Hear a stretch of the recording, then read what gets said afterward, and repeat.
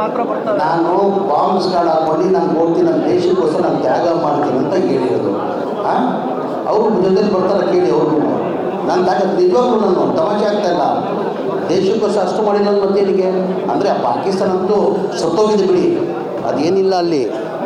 ನಾನು ಏನಂತ ಹೇಳಿದ್ದೀನಿ, ಏನಂತೆ ನಾನು ಉದ್ಯಮ ಮಾಡಿದ್ರೆ ನಾನೇ ಬೇಕಾದರೆ ಬಾಂಬ್ ಸ್ಕ್ವಾಡ್ ಹಾಕ್ಕೊಂಡು ನಾನು ಹೋಗ್ತೀನಿ, ನಾನು ಅದೇ ಮಂತ್ರಿಯಾಗಿ ಹೇಳ್ತಾ ಇದ್ದೀನಿ ಅಂದರೆ ಏನಿಗಂದರೆ ದೇಶದ ಬಗ್ಗೆ ಅಭಿಮಾನ ಇಟ್ಕೊಂಡು ದೇಶಕ್ಕೋಸ್ಕರ ನಾನು ತ್ಯಾಗ ಆಗೋಕ್ಕೆ ಸಿದ್ಧ. ನಾನು ದೇಶಕ್ಕೋಸ್ಕರ ನಾನು ತ್ಯಾಗ ಆಗೋಕ್ಕೆ ಸಿದ್ಧ.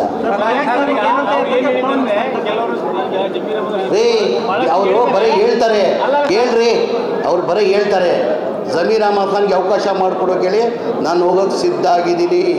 ಅವ್ರು ಬರೀ ಮಾತಾಡ್ತಾರೆ, ನಾನು ರೆಡಿ. ಅಂದರೆ ಪರ್ಮಿಷನ್ ಕೊಟ್ಟಿರ್ತಾರೆ ಕೇಂದ್ರ ಸರ್ಕಾರವರು, ಪ್ರಧಾನಮಂತ್ರಿ. ಹೌದ್ರಿ ಹೇಳ್ಕೊಂಡ್ರಿ. ಈಗ ಪ್ರತಾಪ್ ಏನು ಮೈಕೆ ಏನಾಗಿದೆ ಹೇಳ್ರಿ. ಆ ಟೈಮಲ್ಲಿ ಏನಾಗಿದೆ, ಮೆಜಾರಿಟಿಯಾಗಿ ಮುಖ್ಯಮಂತ್ರಿ ಸಿದ್ದರಾಮಯ್ಯ ಅವರು BJP ಸರ್ಕಾರ ಬಂದರೆ ಇಲ್ಲೆಲ್ಲ ಆವಾಗ ಏನಂದಿದ್ದೆ ನಾನು, ಮೆಜಾರಿಟಿ ಬಂತ 110 ಸೀಟ್ ಬಂತು, 110 ಸೀಟ್ ಬಂತು.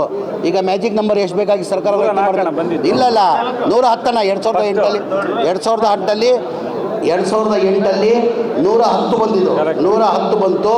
ನಾನು ಹೇಳಿದೆ ಅವ್ರಿಗೆ ಮೆಜಾರಿಟಿ ಬಂದು ಅವ್ರ ಸರ್ಕಾರ ರಚನೆ ಮಾಡಿ ಯಡಿಯೂರಪ್ಪ ಅವ್ರ ಮುಖ್ಯಮಂತ್ರಿ ಆದರೆ ನಾನು ಅವ್ರ ಮನೆಯಲ್ಲಿ ವಾಚ್ಮೆನ್ ಕೆಲಸ ಮಾಡ್ತೀನಿ ಅಂತ ಹೇಳಿದೆ.